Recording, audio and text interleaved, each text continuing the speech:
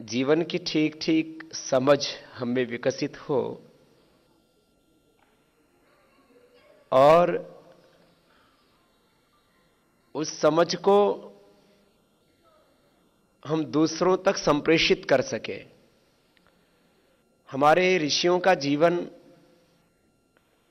बहुत स्पष्ट है। उसमें दो चीजें बहुत महत्वपूर्ण हैं, खुद जानना और दूसरों को वो ज्ञान देना। खुद समझना, दूसरों को समझाना। खुद अहिंसा, सत्य से ब्रह्मचर्य, अपरिग्रह, शौच, संतोष, तपस्वाध्याय, ईश्वर प्रणिधान आदि जीवन के जो शाश्वत नियम है उनका पालन करना और औरों से करवाना। खुद अंधकार से दूर हटना और दूसरों का अंधकार मिटाना। तो ये एक जीवन का सत्य आपके सामने इस नाट्य के माध्यम से प्रस्तुत किया। और बेटी विष्णुप्रिया ने इस प्रस्तुति का निर्देशन किया और बेटी श्रुति ने उसमें बहुत से गीतों का और आध्यात्मिक संवाद का कार्य किया। और गीत स्वर में दिया जी और आराध्या जी ने भी बहुत पुरुषार्थ किया। एक बार इन सब बेटियों का भी बहुत बहुत अभिनंदन है।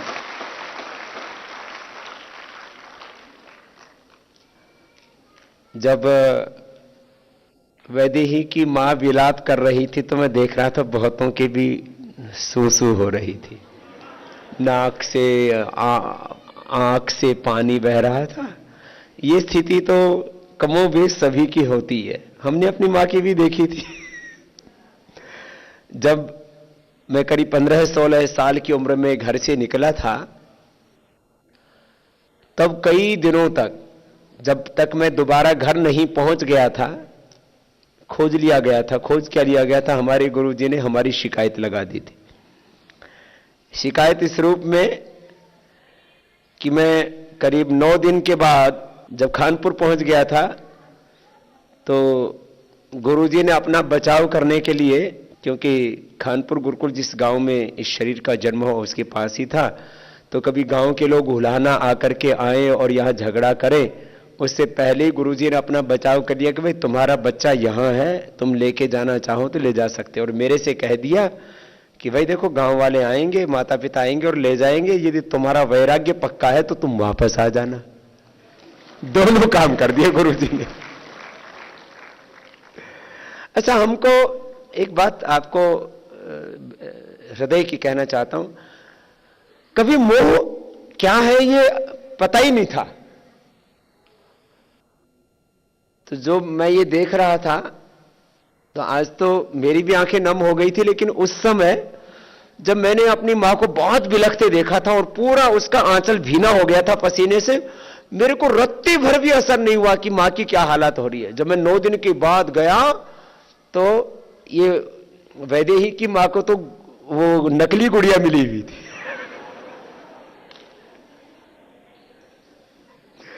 और वैदेही की मां ने भी क्या एक्टिंग की, सच में ऐसी हालत होती है माताओं की। वो जो रुदन कर रही थी, मैंने अपनी मां को वैसे ही बिलखते हुए देखा था, वैसे ही बिलखते हुए देखा, बहुत बुरी तरह से। तो फिर मेरे को बाद में ध्यान आया तो नाटक हो रहा है,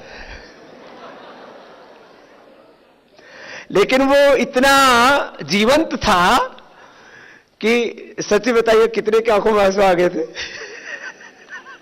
इसमें बहुत से है, करीब 30-40% को आंखों में आंसू आ गए होंगे। ये है मोह की महिमा। किसकी महिमा है? मोह की। तो ये मोह पाश हमारे कटे, लेकिन इसमें बहुत वक्त लग जाता है। वैदेही का 12 साल बताया। मैं तो अपनी मां से करीब 15 साल बाद एक बार ऐसे ही पूछा। मैंने कहा मां अब कैसा लगता है? मां जब भी मुझसे मिलती थी तो एक ही बात कहती थी, बेटा मैं तो हमेशा ही रोती बिलखती रहती हूं। कोई वार त्योहार आता है तो सोचती हूं मैं तो अच्छा खाना खा रही हूं। गांव में अब तो बहुत पकवान बनने लगे, पहले हलवा खीर आदि बनाते थे। तो बोले बेटा मैं कभी वार त्योहार को हलवा खीर आदि नहीं खाती, क्योंकि मेरे को लगता है मेरा बेटा ने पता नहीं खाया होगा कि नहीं खाया होगा। तो ऐसे बिलखती रहती थी। तो जब भी मैं देखता था तो आंखों में आंसू के सिवा मैंने करीब करीब 15 साल तक लगातार कुछ देखा ही नहीं, दूसरा कुछ। तो मैंने एक दिन ऐसे ही पूछा, मैंने कहा, और जब मैंने संन्यास लिया तो मां बेहोश हो गई, एकदम सच्ची बात बता रहा हूं, बेहोश हो गई। तो मैंने करीब 15 साल बाद मां से पूछा, तब पतंजलि योगपीठ बन चुका था। मैंने कहा मां अब बता, मैं सही था या तू सही थी? तो बोली बेटा हम तो अनपढ़ आदमी, हमको तो ज्यादा नहीं पता, लेकिन बेटा तूने तो हमको तार दिया। तू तो हमारे घर में भगवान बन के आया है। तो इन माताओं में मोह भी होता है, और फिर जब ये सत्य को अपने आंखों से देखती है तो अनुभव भी करती है। इसमें पढ़े लिखे होना या अनपढ़ होना कोई मायने नहीं रखता है। तो मुझे लगता है आज वैदेही का ये देख करके पूरा प्रस्तुति, हमारी माताओं का मोह पास थोड़ा कम होगा। ताली तो उधर से बज रही है, इनकी नहीं बज रही अभी भी। तो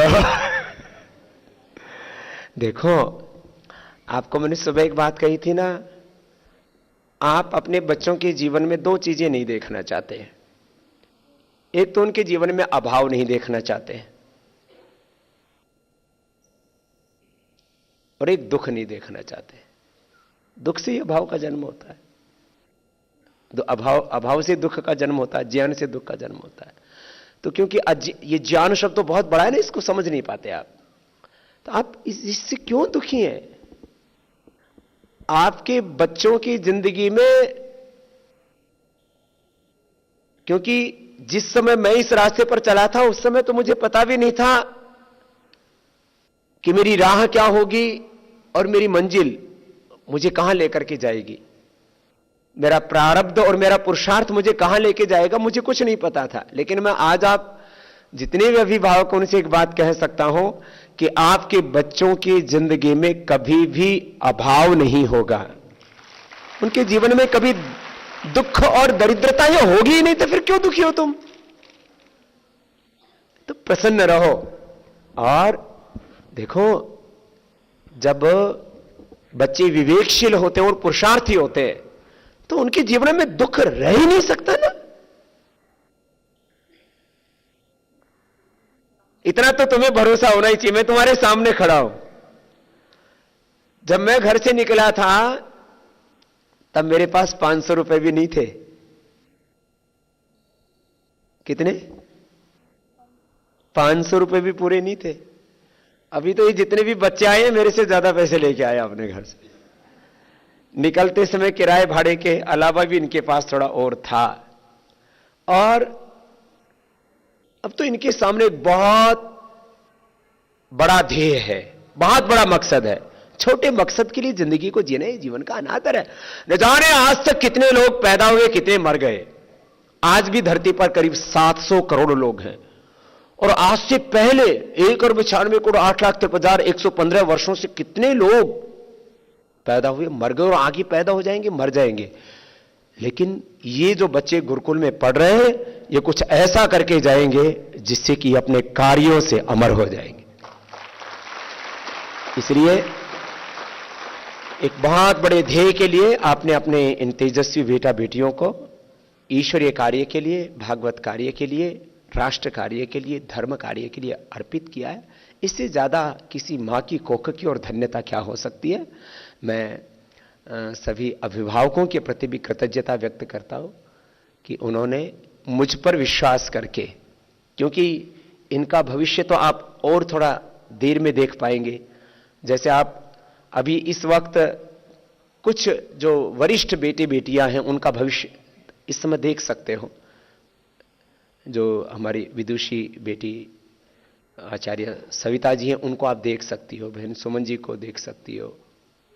ऐसे ही जो वरिष्ठ भाई हैं इस समय उनके भविष्य को आप थोड़ा अंदाज़ा लगा सकते हो। अभी ये जो भारद्वाज आदि बच्चे जो यहाँ पर अभी पहले भी ये कुछ ग्रेजुएट कुछ पोस्ट ग्रेजुएशन करके आए हैं, तो उनको देख सकते हो। लेकिन इतना भाई कि थोड़ा सा धीरज रखिए, क्योंकि हमने इन बच्चों को एक बहुत जिम्मेदारी के साथ यहाँ पर तैयार किया और तैयार करेंगे। और मैं आपको बस इतना ही कह करके अपनी बात को आज पूरी करूंगा कि ये बच्चे वो बनेंगे जिससे कि आप ही को नहीं, इस पूरे राष्ट्र को और पूरी मानवता को इन पर गौरव होगा। और मैं तो बार बार कहता हूं ना, भगवान तो कब से हमारी प्रतीक्षा कर रहे हैं। एक बार हम अपने आप को इस अनंत के हाथों में सौंपते हैं और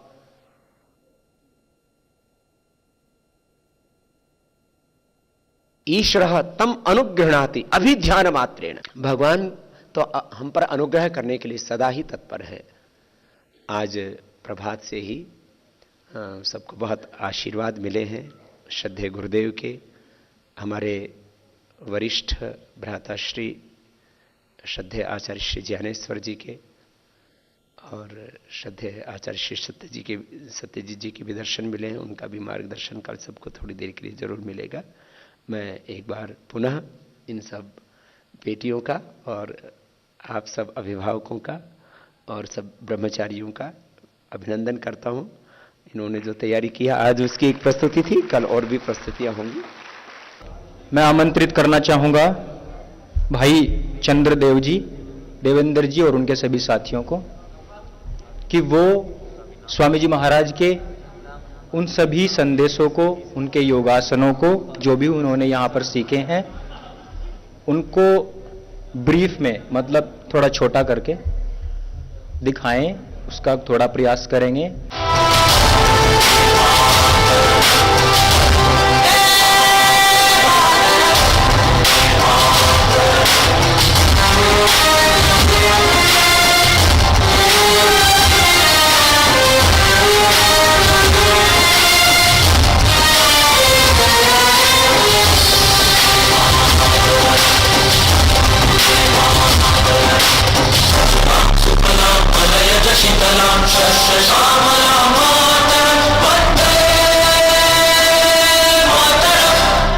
आगे मैं आमंत्रित करना चाहूंगा भाई तंकेवर जी, देवेंद्र जी तथा उनके सभी साथियों को कि वो मंच पर आएं। आत्मरक्षा के लिए जो प्रारंभिक उनके द्वारा निर्देश बताए जा रहे हैं, उनका भी आकर प्रदर्शन करें।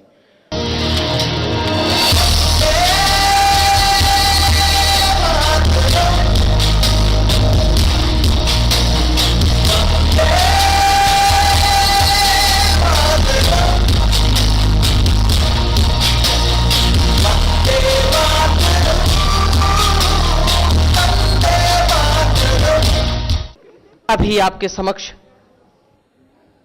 गुरुकुल की बहनों ने अपनी प्रस्तुति की।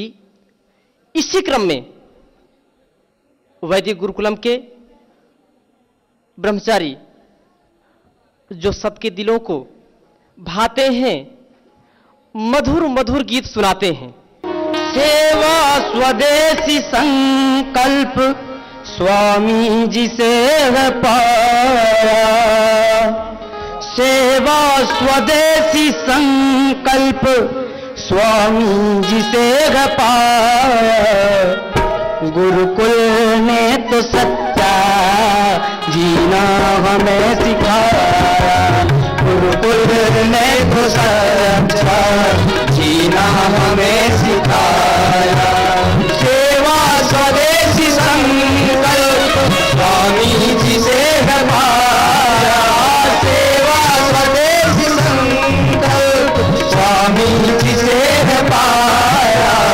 गुरुकुल ने तो सच्चा जीना हमें सिखाया, गुरुकुल ने तो सच्चा जीना हमें सिखाया।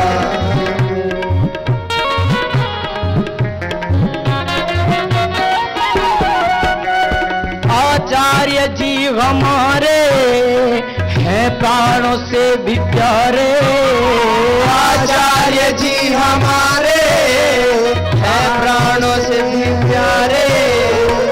औषधि जान दे कर बने विश्व के सहारे, औषधि जान दे कर बने विश्व के सहारे। आचार्य जी हमारे हैं प्राणों से भी प्यारे, औषधि जान दे कर बने विश्व के सहारे, औषधि जान दे कर बने विश्व के सहारे। आयुर्वेद का अमृत, आयुर्वेद का अमृत घर घर में है बहाया।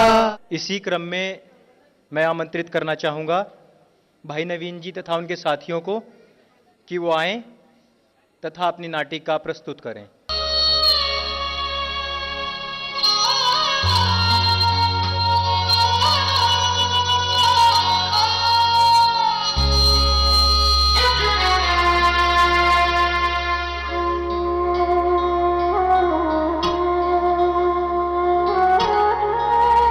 मेरी जान से प्यारे तुझको तेरा देश पुकारा जा, जा भैया जा बेटा जा मेरे यारा जा।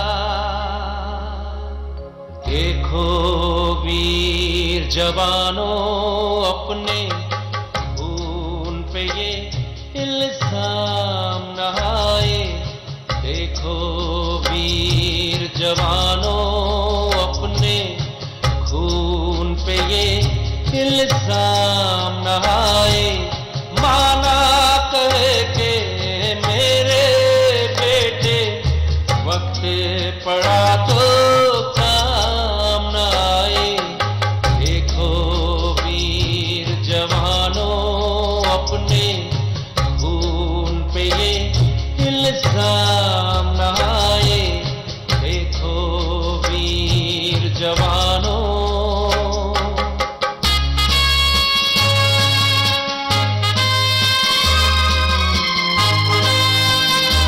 अच्छा चलते हैं, अच्छा चलते हैं, कब आएंगे ये कहना मुश्किल होगा। तुम कहती हो खत लिखना, खत लिखने से क्या हासिल होगा। खत के साथ रणभूमि से विजय का जो पैगाम न आए, देखो वीर जवानों अपने खून पे ये इल्जाम न आए। माना कहे के मेरे बेटे वक्त पड़ा तो काम न आए, देखो वीर जवानों अपने खून पे ये इल्जाम न आए।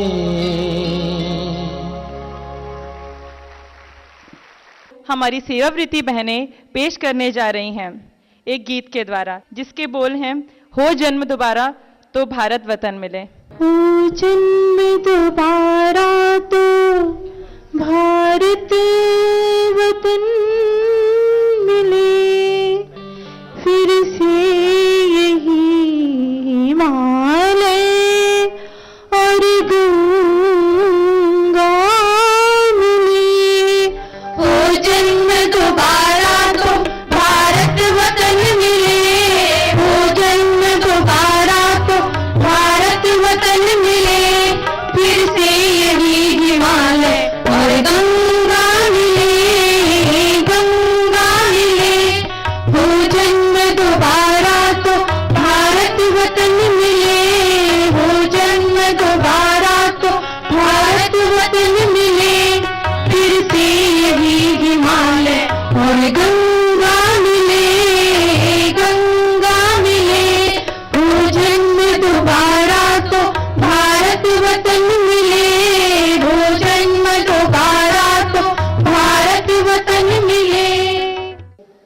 बहुत ही छोटी सी नाटिका के माध्यम से हम आपके सम्मुख रखने जा रहे हैं कि यह भी आज के समय में वो एक उभरती हुई कुरीति है। उसी के परिप्रेक्ष्य में हम अगली नाटिका प्रस्तुत करने जा रहे हैं भाई अमित जी।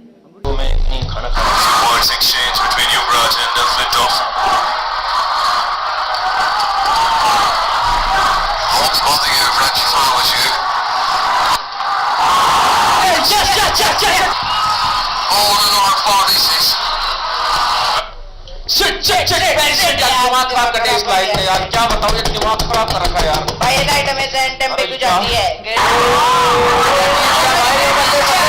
ये पागल तेरा दरवाजा इतनी देर से पीट रहा है, इसका कुछ करो। कौन पागल? अरे भाईजान, वही पागल जिसकी बहन पिछले साल मर गई थी और वो पागल हो गया था। अरे यार, इस पागल ने मेरा कई दिन से दिमाग खराब कर रखा, मैं आज इसको ठीक कर ही देता हूँ। पकड़ पकड़ पकड़ पकड़ पकड़ जाके पकड़ इसको, पकड़ पकड़ पकड़ दे यार, पकड़ इसको, पकड़। अरे भाईजान उठो। अरे क्यों नींद खराब कर रहा है यार जाके? भाईजान उठो तो सही, बाहर निकल करके देखो, पूरा मोहल्ला छावनी बना पड़ा है। और जैसा कि आपने अभी अभी देखा किस प्रकार से बर्बरता पूर्वक बच्चे तथा महिला की हत्या लोगों की नजरों के सामने उनकी नाक के नीचे कर दी गई, और यहां के लोगों का कहना है कि उनको इसकी कानो कान कोई खबर तक नहीं है। आखिर किस प्रकार का संदेश हम देना चाहते हैं, यह आज का सबसे बड़ा सवाल है। मिलते हैं छोटे से ब्रेक के बाद, आप हमारे साथ बने रहिए। भैया हम सब तो समझ जा गए थे और आपने तो उनकी चीख भी सुनी थी। क्या हो गया? हमने क्या पूरे मोहल्ले की ठेकेदारी ले रखी है? क्या हम पूरी पूरी रात उनकी चौकीदारी करते फिरे और हमको क्या पता इतनी रात को कहां पे क्या हो रहा है? सुन, ये हमारे मोहल्ले की ही नहीं, इससे हमारे देश की छवि खराब हुई है। आज शाम को एक शोक सभा रखो, उस बहन और उस बच्चे की आत्मा की शांति के लिए हम एक विशाल कैंडल मार्च निकालेंगे। ठीक है भाई। ठीक है, और इसकी व्यवस्था आज शाम तक हो जानी चाहिए।